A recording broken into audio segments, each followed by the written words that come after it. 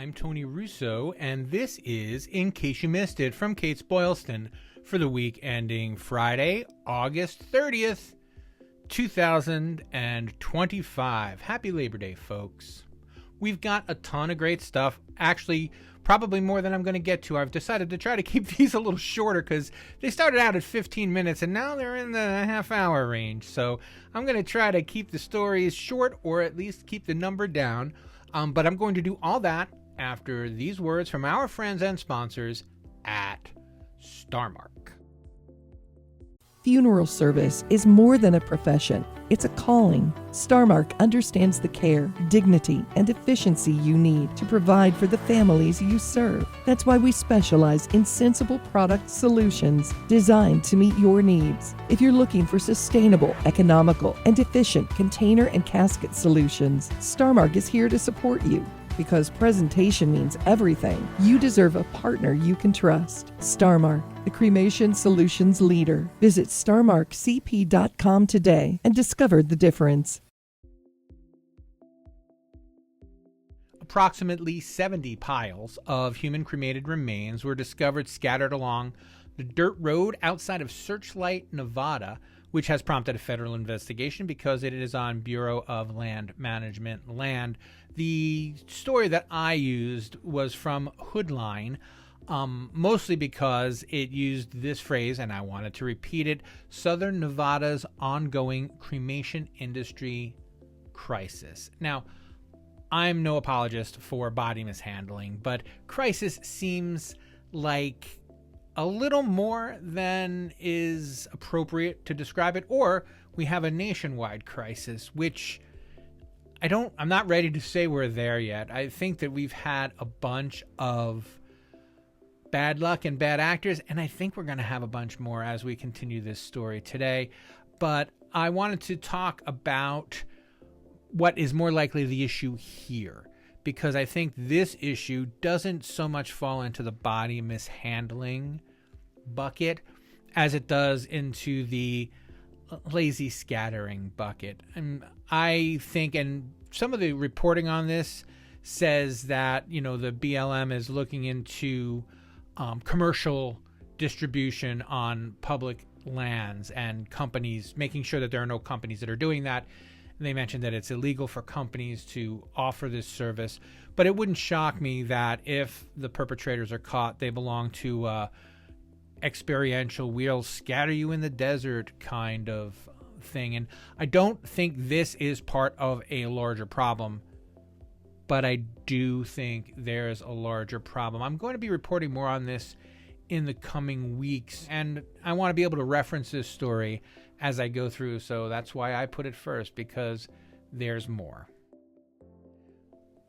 Over in Pueblo, Colorado, the Pueblo County coroner was discovered with more than 20 decaying bodies in his mortuary. He, Brian Cotter, who owns the funeral home in partnership with his brother Chris Cotter, said that, they've been storing bodies and they've been giving out fake ashes, is the quote, to unsuspecting families. Now, this is I think, bad acting following loss of control. What I really wanted to bring this up for were a couple reasons. First of all, we're going to be looking at just the process for how these different bodies run. In this case, as I was reading the story, I remembered speaking with someone in Colorado at the time when funeral directors had to have a license. So they passed the law recently, if you're new here, that funeral directors in Colorado had to have a license. And I do not know if Mr. Cotter was licensed, if either of the Messrs. Cotter was licensed. But one of my favorite pull quotes from that was anybody who was committed enough to have a funeral director's license already had one before the law was passed.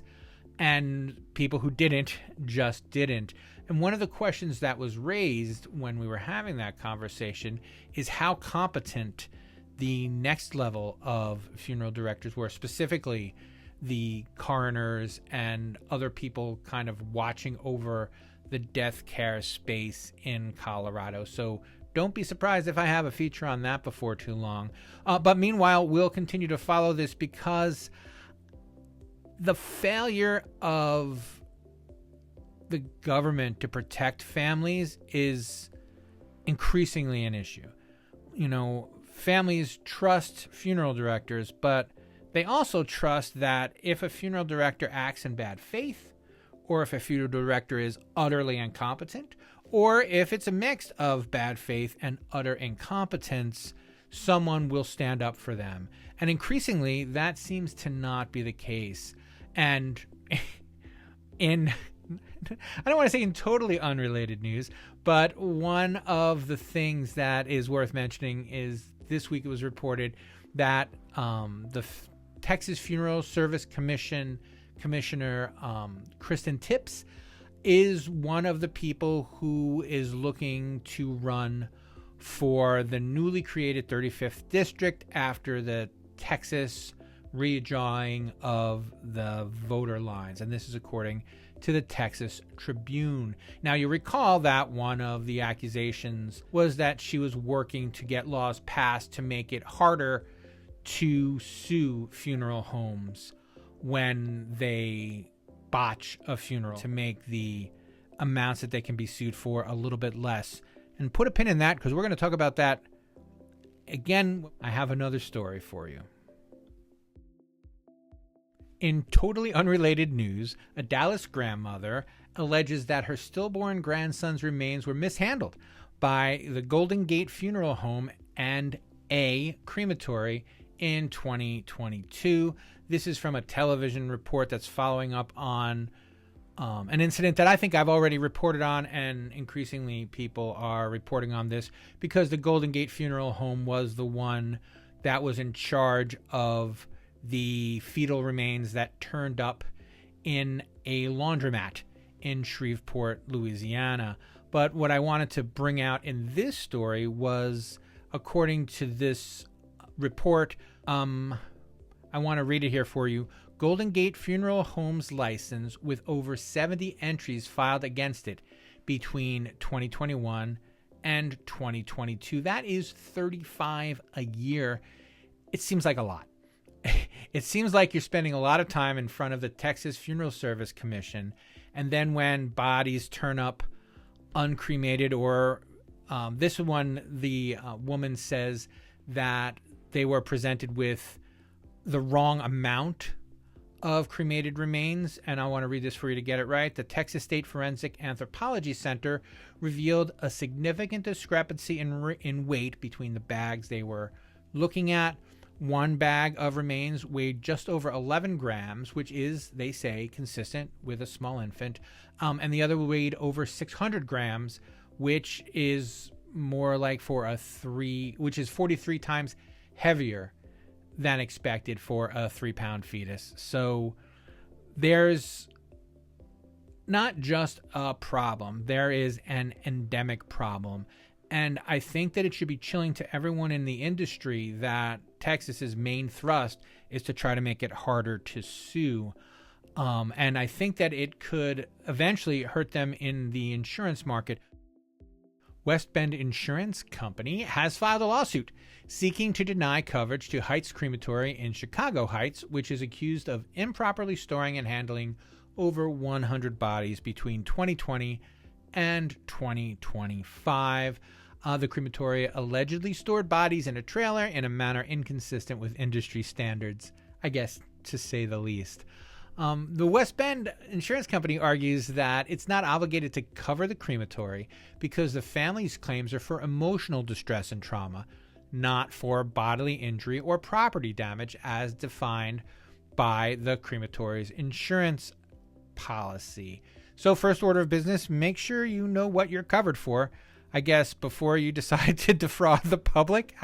There are no really good guys in this story, but there is one loser, and that looks like it's going to be these families who not only had their trust violated, but if West Bend is successful, they will also have no financial recompense, except to maybe sell the cremation. This is 100 100 instances at least. But they may not win the suit. They, in 2021, lost a similar attempt to not back, I guess, their insured when the Illinois Supreme Court said that they would have to defend a tanning salon operator who was selling the biometric data without its customers' permission. And the commenters in that, though, said that it might just be that their catch-all clause was insufficient. So I guess we'll find out how good their catch-all clause is. And again, if your insurance provider sends you an update to your catch-all clause and you're also planning to defraud the public, you should read it very carefully. Link in the show notes. In more insurance news, Choice Mutual has come out with guns blazing against the funeral industry as potential charlatans. And I'm going to read you the headline and some of the stuff I've written about the story. Expert warns Alabamians about funeral industry's costly upsell tactics. And it's presented like it's a news story, and there's no author, but it's information supplied by Anthony Martin, who is the founder of Choice Mutual. Again, link in the show notes.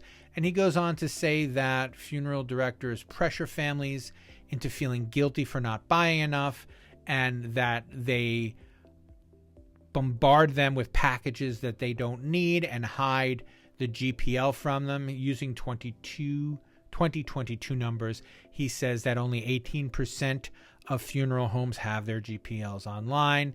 It goes on and on and on. I'm not terribly concerned about that, but I mean, if Choice Mutual is your carrier in Alabama, that's something you should know about. What I am interested in is increasingly I'm an older guy. You can tell if you're watching. If not, I'm 54. Increasingly, I am seeing normal, quote unquote, normal insurance companies pitching me for end of life cost insurance. Final expense insurance. That's what they call it. And it feels a little tacky. I don't know if you remember. They may still have them on. I'm not up that late anymore.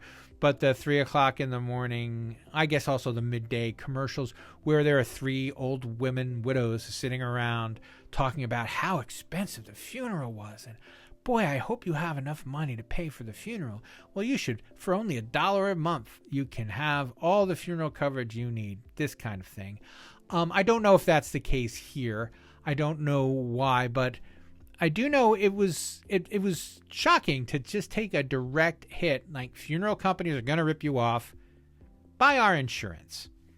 So there's a link to the story in the show notes. But more important, I think I'll be doing kind of a larger feature of this kind of, it seems like a bigger move to final expense insurance. I saw a New York Life commercial the other day. I don't remember. This is the third instance I've seen in just as long. And again, I don't know if I'm more sensitive to it now because I'm covering funeral service, but if you are more sensitive to it, if you've noticed any of this, or if you have a take on it, I would love to hear it. And you can reach me by going to the show notes and clicking on the email link. Before we go, I do want to tease some of what's coming up in Funeral Service Insider, the newsletter. This week, we have the details on that Tukio-Batesville deal that I teased last week. I was able to get that story done and out, and it will be available to subscribers online on Sunday, or it will be in your inbox on Thursday. And the other story I have is my favorite kind of earned media, and this is the Ask the Funeral Director column. I love these things, and I like to profile people who do them, and this is an interesting take because the entire funeral home, well, the funeral directors anyway, take turns. So it's not like one person has to write every week. It's one person writes every 6 or 7 weeks or something like that. So it's really interesting. And like I said, it's my favorite kind of earned media. So there are links to that in the Sunday email, which you will get if you are a subscriber. And if you're not a subscriber, consider subscribing. You can follow the link in the show notes to the subscription page. And if you're interested in any of these stories, you also can use them as your free one. So everyone gets 3 free articles. I think it's every 90 days for just the cost of entering your email address. So if you want to see, this column, because I turn this into kind of a more detailed column, if you'd like to see that, just check out the Sunday column in at Kates-Boylston.com. But that will do it for this week. In case you missed it, is a Kates-Boylston production. It was written and edited by me, Tony Russo. Oh, and videoed. If you are on YouTube, I am on YouTube too with my big great red face. If you have any comments, just go to the show notes and you can send me an email from there. If you have not subscribed to this, it would be awesome if you did. And have a fantastic Labor Day weekend. I'll check in with you next time.